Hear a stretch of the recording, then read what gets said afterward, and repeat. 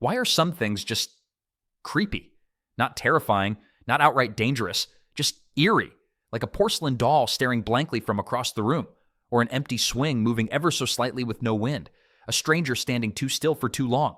It doesn't make you scream, but it makes your skin crawl. It's not fear, not quite, it's something murkier, a sense that something is off, but you can't explain why.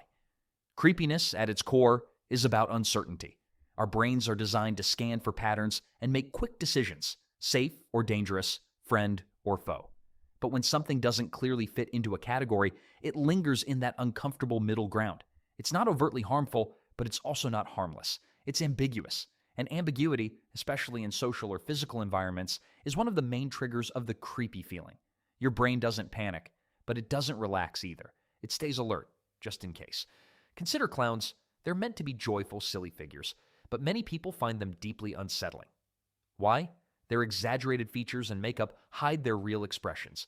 Their painted-on smiles don't change, even if their mood does. We depend on subtle facial cues to understand people. Micro-expressions, eye movement, lip tension. With clowns, those cues are blocked or distorted. You can't read them, and that unreadability makes them unnerving. You don't know if they're joking or watching. This effect intensifies when we enter the uncanny valley, the space where something looks almost human, but not quite. Think of hyper-realistic mannequins, lifelike robots, or animated characters with glassy eyes. At first glance, they seem real, but the more you look, the more your brain screams that something is wrong. Their movements are just slightly off. Their skin is too smooth. Their gaze is too fixed. Our brains evolved to detect real humans, and anything that almost passes as one but doesn't gets flagged as a potential threat. It's not that it's dangerous, it's that we can't tell. Creepiness also shows up in contextual mismatches. When something appears in a setting where it doesn't belong, a tricycle in the middle of a forest, a child's laugh echoing through an abandoned building. These aren't threatening on their own, but in the wrong context, they become dissonant. Our expectations are violated, and that triggers discomfort. Your brain's logic engine short circuits. Why is that here? The tension between the normal and the abnormal creates unease. Another source of creepiness is pattern disruption. Our brains thrive on order and predictability. We love symmetry, rhythm, repetition.